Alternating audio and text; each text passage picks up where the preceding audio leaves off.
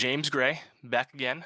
Armageddon time, his first film since 2019's Ad Astra, which we of course did cover, and as well as the movie before that we talked about, Lost City of Z. So James Gray kind of back to I think more of his roots as a filmmaker back in New York City, more of a smaller in scope story than something as hard sci-fi as Ad Astra still was, even if it was a weighty, more James Gray type movie. And Armageddon time, I think got a lot of anticipation just because it has a quite the stellar cast. Anthony Hopkins, Jeremy Strong, Anne Hathaway. Uh, Tough to argue with that. And I think probably the biggest headline about it would be that this is like a memoir type story. James Gray putting himself into our story here.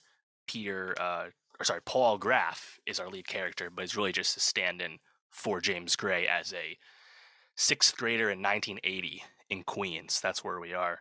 And I think it's a movie that it maybe doesn't go anywhere that you can't, like, it doesn't necessarily shock you or anywhere it goes, but I think it's quite earnest in how it approaches everything.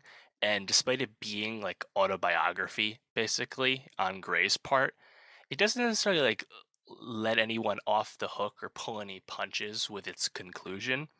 And really the crux of the movie, I think the reason the movie's successful would be an unsurprising reason, which would be that the two child performances are really strong. We very rarely see that, but you have two youth performances really carrying the movie for the most part, where young Paul, played by uh, Banks Repeta, meets Johnny, played by Jalen Webb, at school in sixth grade. And Paul is white and Johnny is black.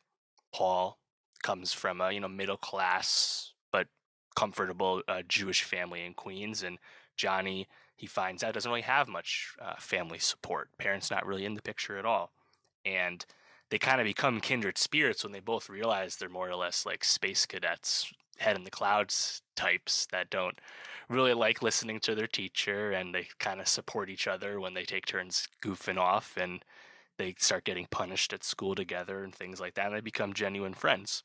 And the way Armageddon time kind of rolls out is Johnny, it's still the Paul story, it's still the James Gray story. So Johnny is still a bit of a plot device more than his own character, but it's, I guess, the Paul character's way of learning about how race functions in society, and uh, how things happen to you depends on who you know and what you look like. And him kind of learning that as a dumb sixth grader who doesn't know anything about the world. It's still kind of unflinching and about like the conclusions it takes, but I think the way the movie kind of gets you to this point is pretty enjoyable, because eventually we get taken out of that public school and Johnny and Paul get separated just due to some acting out, and Paul gets sent off to private school where his older brother goes. And of course, this is funded by Grandpa and Grandma. Grandpa, played by Anthony Hopkins. They immigrants that are trying to pay it forward with the later generations and send their kids up to private school to get that seat at the table.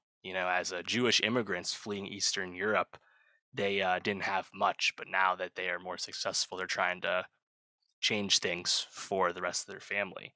And it's a bit on the nose, but it's also memoiristic, where and tough to really quibble with, where you get this scene at the private school where on day one, when Paul's first day, once he's been sent there, and Paul comes face to face with someone who's like a connected to the school, not a teacher. He talks to him in the hallway, uh, gets sent off to the auditorium. He finds out that person he's talking to is Fred Trump, Donald Trump's Oh dad. wow.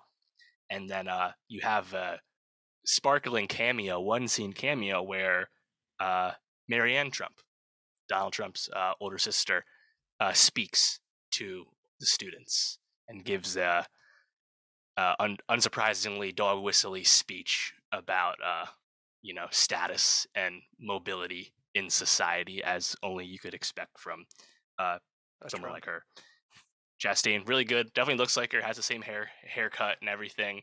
Uh, but it's like one of those scenes where it's like you as the audience like know what it means, but you don't really know if Paul, as a sixth grade idiot, knows what it means. And I think that's what's I appreciate a lot about like James Gray's approach to telling the story, where like he doesn't shy away from the fact that like he was like a jerk to his parents as a dipshit kid, and was very ungrateful, and also really didn't know what was going on while this very unfortunate circumstance was beginning to happen around him in terms of his friendship with Johnny.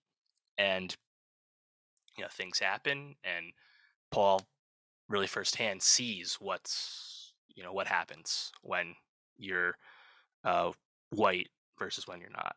I think the best scene in the movie, probably like the highlight reel of the film, would be this scene on the park bench that's actually your background, where Paul and his grandpa go to like the park to shoot off a model rocket they made, and Anthony Hopkins gives, I think, this really awesome performance where he basically tells Paul to like stand up to bullies and fight against inequality, and like he kind of like explains about like what his life had been like growing up as a Jewish person. And kind of, and the movie I think is pretty interested in like assimilation into society, for like how you can like get away with it when you're Jewish. Like Fred Trump literally like makes a remark to Paul when Paul says that the family name used to be like Graffinowitz or whatever, something more outwardly Jewish, and they switched their name to Graf so that they could, blend in. So it's a movie with a lot of like, I think like moralistic thoughts going on, but I do appreciate that it doesn't really let anyone off the hook at the end. Ultimately, the Johnny character is a bit of a plot device. It's still the Paul story. It's still the James Gray story. But I think with amazing production design, period detail, and of course Jeremy Strong and Anne Hathaway as Paul's parents, like it's still like really high level. And even if I think the conclusions might not be as 10 out of 10 like high minded as they might want to be, for like an autobiographical type like drama, like I think there's still a lot to like about it. Doesn't make you feel good too much, but it's a good movie.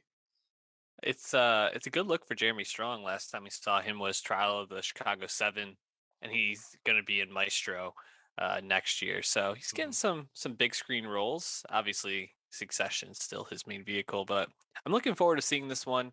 Uh Gray is a director that I think everybody should be bought into at this point, but if Yeah. you're not, like, it sounds like this is a movie that can definitely win you some points.